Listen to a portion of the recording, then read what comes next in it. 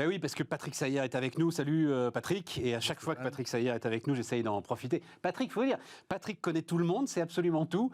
Mais c'est cet adage, hein, tu connais l'adage de tous les adages. Ceux qui savent ne parlent pas, ceux qui se parlent ne savent rien.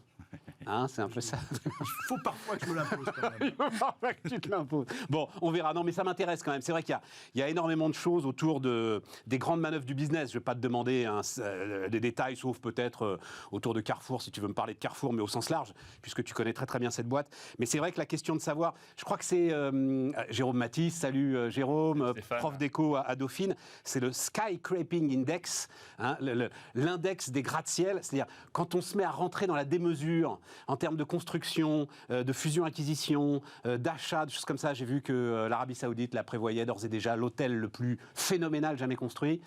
C'est souvent des signes avant-coureurs d'une inversion de cycle, non Ça, je ne sais pas. Le problème, c'est qu'on ne sait jamais si on est à quel moment du cycle on est. Ouais. J'en sais rien. Bon, ça fait longtemps en tout cas que les tours les plus hautes ne sont plus aux États-Unis, ça c'est clair. Oui, ça c'est clair.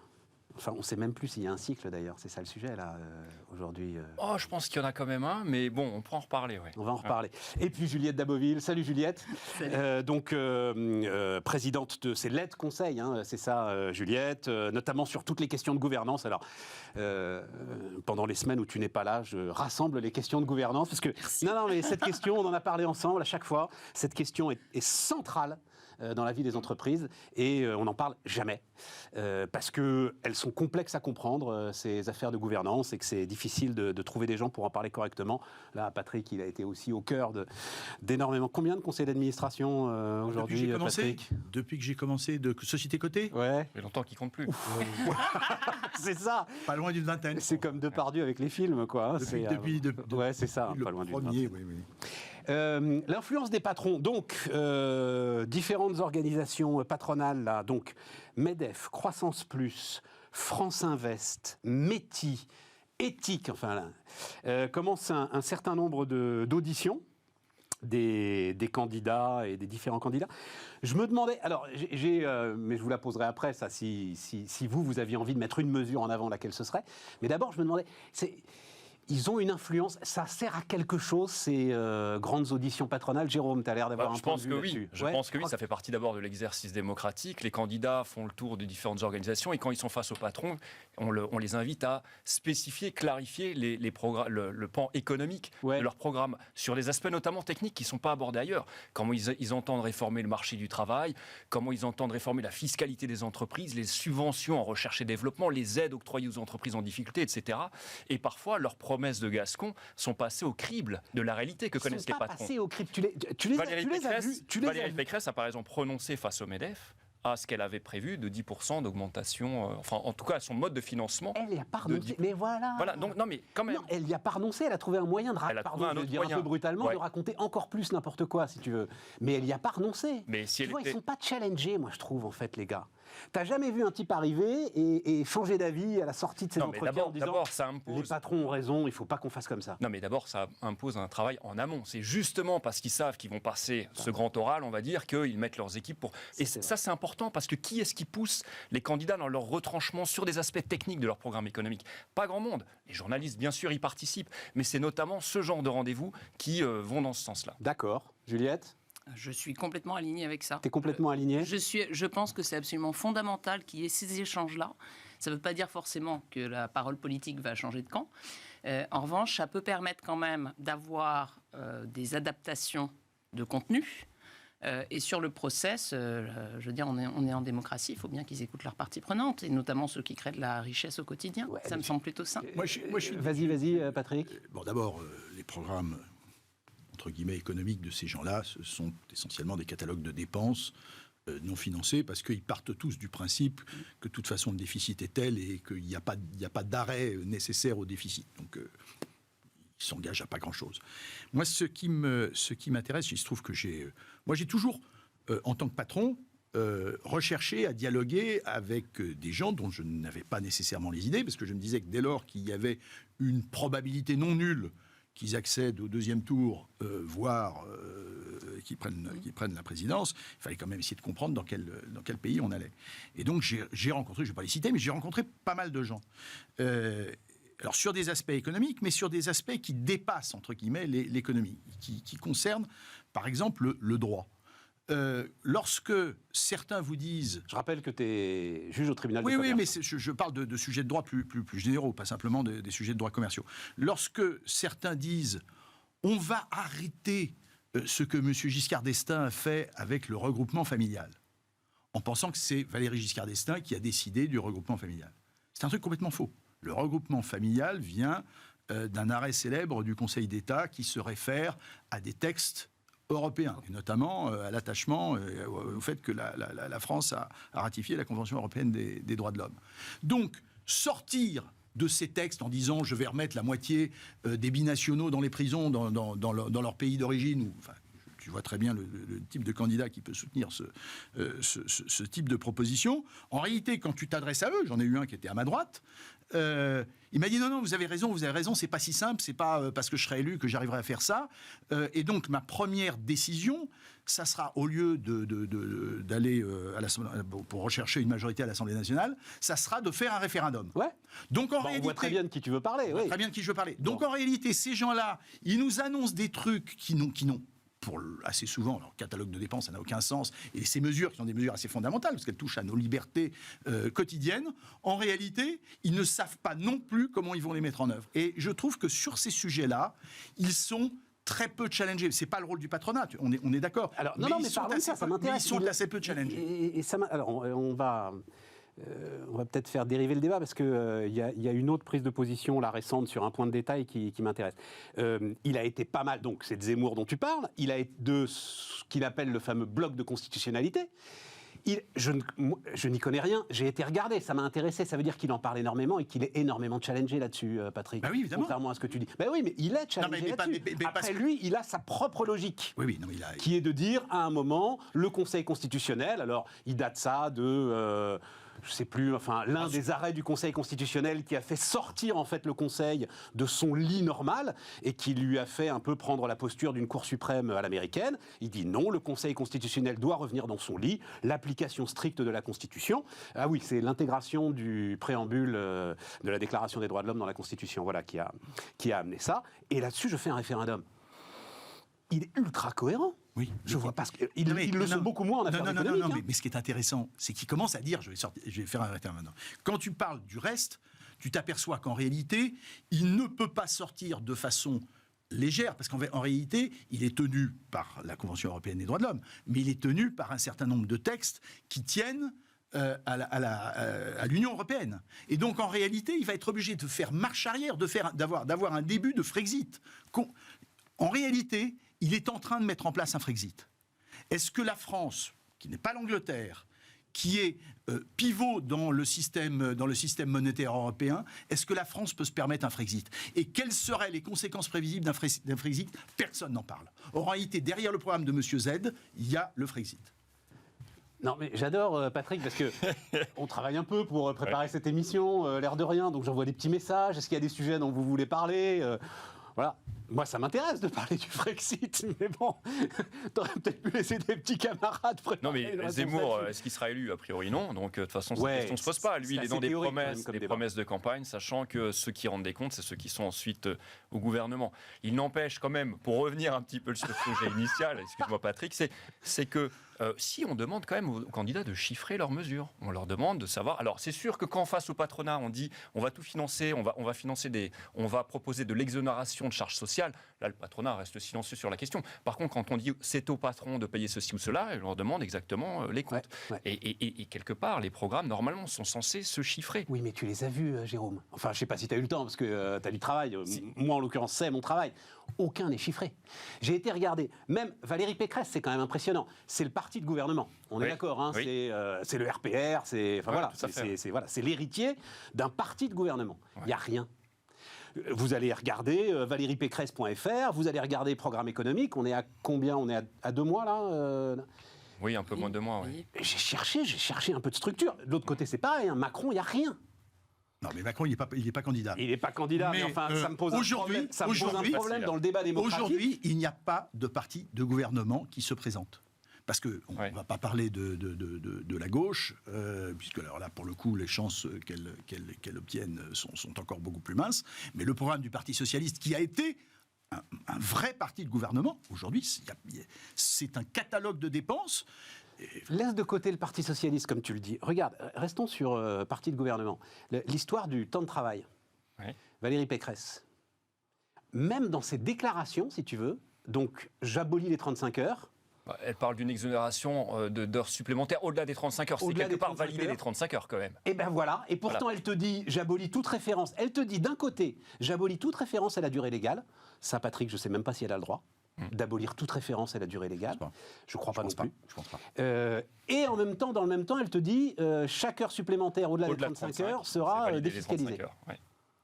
Et je ne suis pas tout à fait sûr si elle est désocialisée ou seulement défiscalisée. Alors, donc tu vois, l'exercice ensuite d'aller devant les patrons pour faire blabla me semble totalement artificiel. Et pour être très franc, c'est un peu là-dessus que je voulais vous amener, j'ai l'impression qu'ils participent de ça. Et qu'au lieu de faire, tu vois, le truc habituel, classique, qu'il faut faire régulièrement, il serait peut-être temps qu'ils tapent du poing sur la table de dire, dites donc les gars, là, à un moment, on aimerait avoir des choses un peu concrètes quand même. Voilà. Bon, quand ils sont face à des candidats de droite, les patrons sont plutôt quand même à droite dans le paysage français. On est d'accord. Qu'ils vont pas essayer de mettre trop en difficulté ses propres candidats. Mélenchon ne s'est pas présenté devant le MEDEF. S'il l'avait fait, je sais pas il serait devrait le faire. Il devrait le faire. Peut-être qu'il le fera, je ne sais pas, mais lui, son passage sera un peu plus difficile, j'imagine. Et pour faire le lien avec ce que tu disais, non mais Patrick, parce qu'il n'est pas moins chiffré que les autres. Alors, oui, mais il est plus dans la provoque, mais il n'est pas moins chiffré que les autres. Tu as d'un côté 1500 € de SMIC et de l'autre côté le blocage des prix. Oui, non, mais à un moment, si tu veux, tu as un étau là, compliqué à gérer quand même. Si tu veux, quand tu as, moi j'ai avec un autre candidat plutôt à droite. Bon, il va falloir qu'on le reconnaisse aussi, c'est le portrait chinois. C'était une dame, et c'était il y a quelques années. Hein, je disais, ça commence à bien faire. Elle était plutôt, à l'époque, elle voulait fortement raccourcir l'âge de la retraite. Mais fortement, assez violemment. Je disais, mais qui va financer ces retraites? Elle me disait, mais ils sont déjà chômeurs, donc ça ne change rien, on fait passer de la poche droite à la poche gauche. Voilà le genre de raisonnement qu'on te tient. Ça, c'est ahurissant quand même. Oui, mais vas-y, Juliette. Stéphane, honnêtement, moi, c'est pour ça que je suis convaincu qu'il faut que tous les candidats, effectivement, aillent rencontrer les différentes organisations. Parce que si tu veux réussir à sortir de ça avec un process à peu près correct, avec des points d'intention à un moment donné sur... vous allez juste devoir opérationnaliser quand même ce que vous nous dites. C'est exact comme tu le dis, et là, je suis désolée... ça peut être intéressant qu'ils se parlent et on se rend compte que sur des mesures réelles qui sont mises en œuvre, effectivement, il y a un certain nombre de blocs de constitutionnalité, blocs européens qui peuvent s'appliquer. Donc ça va poser des questions d'opérationnalisation et le fait qu'ils rencontrent le maximum de personnes, des candidats, ça va leur permettre de se rendre compte aussi, ça je peux le porter, ça je ne peux pas le porter. Parce qu'à un moment, il ne faut quand même pas oublier que notre gros problème aujourd'hui, c'est quoi? C'est les derniers sondages avec le taux d'abstention qui est prévu. Et il y a un moment où la crédibilité de la parole politique, elle est là. Et donc, il faut qu'ils soient en capacité de proposer des solutions réellement qu'on puisse implémenter, quoi. 3 mois de salaire sans charge sociale, par exemple, ça c'est Zemmour, c'est cohérent. Alors, c'est... Oui, mais ça rentre, donc si tu veux... c'est 35 heures défiscalisées du côté de Pécresse, 3 mois de salaire sans charge sociale. Ce sont des annonces... Et attends, je finis. Marine Le Pen, exonération de cotisation patronale pour les entreprises qui augmentent de 10% les salaires jusqu'à 3 fois le SMIC. Mais oui, c'est une illusion de réflexion. Merci pour l'expression, c'est du tricot. On est complètement d'accord, c'est du tricot. Tu voulais pas le dire parce qu'on aurait dit que c'était une expression de femme, c'est ça? Je n'aurais pas osé. C'est ça. Bon, on est quand même censé s'attaquer normalement, rentrer dans le deuxième volet de la politique budgétaire contracyclique, c'est-à-dire qu'on sort, le Covid s'éloigne. On a tapé dans les dépenses publiques comme quasiment jamais, mais il fallait le faire pour déployer ce filet de protection qui a permis d'amortir la chute économique. Et normalement, creuser les dépenses en période de crise économique, ça veut dire aussi, le revers de la médaille, c'est de renflouer les caisses, de nouveau le solde budgétaire, quand l'économie repart. Là, c'est ce qui s'annonce. On devrait plutôt faire ça. Or, comme tu le dis très bien, c'est le concours des dépenses publiques non financées, etc. La martingale, ça ne va pas être le sujet d'aujourd'hui, la martingale, pardon, parce qu'il se trouve que j'en ai rencontré quelques-uns, c'est l'inflation. l'inflation, la bienvenue inflation. Alors on s'est battu, on l'a vu, enfin moi je me souviens de Volcker, tout ça, on s'est battu pour l'éliminer l'inflation. Aujourd'hui, elle arrive comme un messie, parce que l'inflation, elle va par miracle effacer toutes les dettes. Ouais. Et de droite à gauche, ils sont à attendre l'inflation comme la pluie, comme les moussons en Inde, si tu veux. Et ils ne se rendent pas compte des risques qu'ils prennent. Alors, juste parce que j'en ai profité là, pour ressortir une étude IFOP à la fin de l'année dernière, là, qui était intéressante sur la remontée de la confiance dans les entreprises. Hein, je vais vous remettre ça au cas où, je ne sais pas si vous avez eu le temps de jeter un petit coup d'œil là-dessus. Et donc, c'était sorti à la fin de l'année dernière. Et en gros, pour résoudre les problèmes du pays, les Français sont à 50-50 entre l'État et les entreprises. Et ça, c'est quand même... Il y a d'autres indicateurs, d'ailleurs, qui sont sortis depuis, qui montrent que les entreprises, les élites privées, voilà, on va appeler ça comme ça, ont quand même marqué des points ces derniers mois dans leurs attitudes. Confiance et équilibre. Ouais, voilà, c'est ça. C'est très bon. C'est un très bon équilibre. C'est plutôt bon signe parce que le citoyen français, il voit toujours l'État. On l'a mise trop vite. Attends, je parle à Marie-Gilles. Mettez-la plus longtemps, l'infographie, le temps qu'on la regarde. Voilà, vas-y, Jérôme. Non, je disais que oui, donc c'est le français type. Il considère l'État dans une vision totalement paternaliste. Et il est temps qu'on se défasse un petit peu de cette image. Donc c'est plutôt bon signe d'accorder un petit peu plus de poids à ce que font les entreprises, ne serait-ce que dans notre inconscient collectif. Alors, le graphique est tout à fait à droite.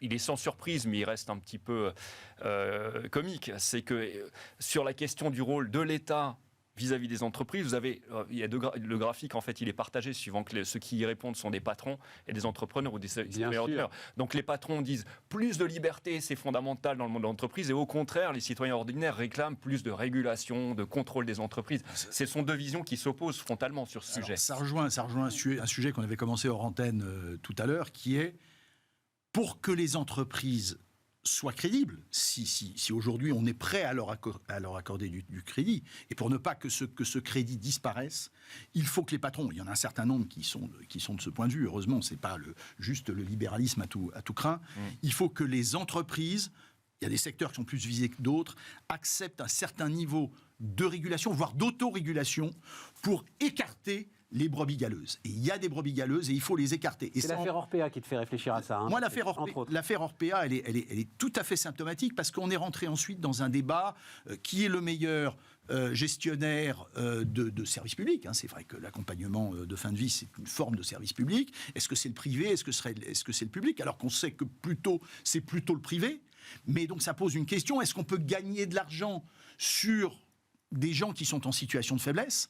Et quand on regarde ce qui se fait aux États-Unis sur un certain nombre de professions, on accepte effectivement de transférer des services qui sont des services publics ou quasi-publics au secteur privé, mais à la condition expresse qu'il y ait une autorégulation qui se mette en place sous l'œil vigilant de l'État. Parce que l'État ne peut pas être partout. Enfin, cette idée que l'État est derrière chacun d'entre nous, ça n'existe pas, et ça de moins en moins, et heureusement d'ailleurs. Mais encore faut-il que sur des secteurs qui sont des secteurs, ça concerne le climat, ça concerne un certain nombre de sujets, les entreprises soient exemplaires, et cette exemplarité, elle doit l'avoir avec une autorégulation qui est investie d'un pouvoir de sanction. Vous avez un mot là-dessus. Moi, ça me fait réfléchir sur autre chose, c'est que, donc, effectivement, libéral, etc. et tout, pas de problème, le privé est le meilleur gestionnaire. L'État et le secteur public te protègent de l'avidité absolue. Tu vois, le greed du milieu des années 80. C'est-à-dire, là, si tout ce qu'on commence à savoir se confirme sur Orpea, ça, dans le secteur public, c'est pas possible. Tu peux faire beaucoup de conneries, mais l'avidité totale d'aller te goinfrer à droite à gauche et de préparer ton départ... notamment. Tu penses à ça? Ouais, enfin visiblement ça va même au-delà, oui, quoi. Ouais. Tu vois, voilà. Oui, c'est effectivement le public te protège de ça. Non, mais c'est juste voilà, c'est juste ma réflexion, elle est là-dessus. Ça sert à ça. Hein. Ça sert à ça. Ça sert à ça. Tiens, pendant qu'on y est, parce que Juliette, EDF, c'est quand même l'inflation. Il faut toujours avoir en tête les 23 milliards là qui sont dépensés pour bloquer l'énergie pendant 4 mois, voilà, à peu près 4 mois. EDF, position de Jean Perlevade, qui lui aussi en a fait des conseils d'administration sur les dernières exigences de l'État. La décision de l'État est une négation brutale du rôle du conseil, donc du conseil d'administration et des administrateurs. Ils ne servent à rien, sinon à servir le cas échéant d'alibi. Ma conviction personnelle est qu'ils n'ont qu'une seule réponse possible, la démission collective. C'est horrible comme question. Jean-Pierre Levade, c'est quelqu'un de très bien. Donc, je ne me permettrai pas de remettre en cause ce qui a été écrit. En revanche, là, on est en train de parler de la modification de la législation à Rennes. Sauf erreur de ma part. Donc, c'est l'État tuteur, régulateur. Ouais. Le conseil d'administration, c'est l'État actionnaire et administrateur. Ouais. Donc, je pense qu'il faut Séparer les deux. séparer un peu les deux et ne pas tout mettre dans le même panier. Même si, en l'occurrence, l'évolution de la régulation t'amène à amputer la profitabilité de l'entreprise de plus de 8 milliards. Oui, mais pourquoi tu as une évolution de la réglementation sur l'AREN ? Il faut se souvenir quand même que sur le secteur d'EDF, on a une petite législation européenne qui, à un moment donné, a mis fin au monopole et a permis l'ouverture à la concurrence du marché en France, et qu'une des conditions était mise sur l'AREN pour permettre aux alternatifs d'avoir accès à l'AREN. Donc ça, c'est un premier point. Second point, sur l'AREN, il faut quand même se dire qu'on a aussi une autorité administrative indépendante en France qui s'appelle la CRE, qui a dit qu'il faut relever le plafond de l'AREN en échange d'une augmentation d'ailleurs de la rémunération d'EDF sur la période. Donc moi, ce que je veux dire par là, c'est que dire que tous les administrateurs devraient collectivement démissionner, ce qui était la conclusion du papier, dire que l'État actionnaire ne doit pas exister, dire que tout ça a été imposé. Non, c'est pas que l'État actionnaire ne doit pas exister, c'est qu'il ne peut pas gérer comme ça une entreprise. Mais c'est pas lui qui gère, là, c'est l'État régulateur qui intervient, qui prend des législations pour réguler un secteur qui est ouvert à la concurrence. Il faut dissocier. Pour toi, il y a la fameuse muraille de Chine entre l'État régulateur et l'État actionnaire. Mais bien sûr. Et l'État régulateur, il fait quoi sur l'AREN ? L'AREN, il dit aujourd'hui, on est sur un secteur ouvert à la concurrence. Il y a des citoyens français, la rente nucléaire, elle leur bénéficie à tous. Pourquoi il n'y aurait qu'une partie qui aurait le droit à l'accès à l'AREN et pas les autres? C'est pas pour les citoyens français, ça va engraisser justement les actionnaires d'une concurrence. C'est quelqu'un qui avait dit ça, c'est on joue à la dinette de la concurrence, d'une fausse concurrence. Enfin, franchement, Total Energy, ils ont besoin de l'AREN, Engie, ils ont besoin de l'AREN. Enfin, moi, c'est autre chose, si tu veux. Moi, je pense qu'il ne faut pas mélanger deux choses. Tous les petits courtiers qui produisent rien. Là, tu es sur un sujet macro, qui est le sujet macro. Est-ce que oui ou non, on considère que la concurrence dans ce secteur est bonne en France, est bonne en Europe, n'est pas bonne? Donc ça, c'est une question. L'écrit de M. Perlevade, c'est de dire les administrateurs devraient démissionner au sein d'une entreprise par rapport à des comportements d'administrateurs. C'est deux sujets complètement différents. On a le niveau macro, on a le niveau entreprise. Okay. La réalité, c'est le statut très particulier de cette entreprise qui s'appelle EDF. La France prend des positions politiquement courageuses sur les centrales nucléaires. Bon. Il y en a qui aiment, il y en a qui n'aiment pas. Le président vient de dire qu'on allait en faire davantage, ce qui me paraît une excellente idée. Mais bon, je suis ingénieur. Vas-y. C'est normal. Mais ensuite, est-ce que EDF doit vendre son électricité au prix marginal? Et est-ce que dans le fond, et c'est le vrai sujet, cette rente nucléaire et donc cette électricité bon marché, à qui elle doit aller et comment elle y va? Et est-ce qu'il est normal qu'une entreprise dont la finalité est d'abord de faire du profit puisse bénéficier d'une rente qui est en réalité une décision complètement politique? Moi, je trouve quelque part qu'il devrait y avoir, je vais être audacieux, une quasi-scission d'EDF. C'est-à-dire qu'il y aurait un EDF qui vendrait aux particuliers et aux entreprises. Mais aux particuliers, pas à Total, enfin, Patrick, qu'est-ce que c'est que cette histoire? C'est pourtant ça qui se passe. C'est à Total Énergie qui va le vendre. Le sujet, c'est d'abord le sujet qu'on veut adresser aujourd'hui. Le sujet qu'on veut adresser aujourd'hui, c'est d'abord la facture de la fin du mois du particulier. Le particulier, il a le droit de retourner au tarif réglementé. À un moment, on se pose la question. Qui retourne au tarif réglementé. J'ai aucun problème avec ça. Mais que ce soit EDF, enfin, tu te rends compte? Je veux dire, donc, on va te dire, écoute, Patrick, t'es gentil, mais un quart, donc toi, t'es pas producteur, on va dire t'es commerçant, un quart de tes vendeurs, en fait, ils vont travailler pour les concurrents parce que t'es un peu trop gros, un peu trop fort. Mais t'inquiète pas, hein, c'est pour le bien des consommateurs. Mais ça va pas, non, mais où est-ce qu'on a vu ça? Et c'est Total Energy, Engie. Les deux plus gros bénéficiaires de l'AREN, c'est Total et Engie. Marche sur la tête. Non, mais à la limite, c'est un autre sujet. Moi, ce qui m'intéressait, c'est la gouvernance. Voilà, au niveau de la gouvernance, c'est un point, mais effectivement, après, c'est la question macro. Et la question macro, c'est quelle place tu veux laisser à la concurrence ou pas, en France, en Europe. Mais sur la gouvernance, c'est intéressant. Qu'est-ce que ça n'apporte pas? L'État régulateur, l'État actionnaire. Ne mélangeons pas. Et franchement, l'écrit qui va dire l'État actionnaire est un mauvais actionnaire, il faut en sortir. J'ai envie de dire, c'est toujours les mêmes débats qu'on a depuis plus de 100 ans. Donc il y a des gens qui ont des positions, on est pour l'État actionnaire, d'autres qui sont contre l'État actionnaire. Donc je respecte. En revanche, tirer d'une position personnelle, parce que c'est ce qu'on peut lire entre les lignes de l'article, je considère que l'État n'a pas à être actionnaire. Une conclusion qui est les administrateurs démissionnaient tous.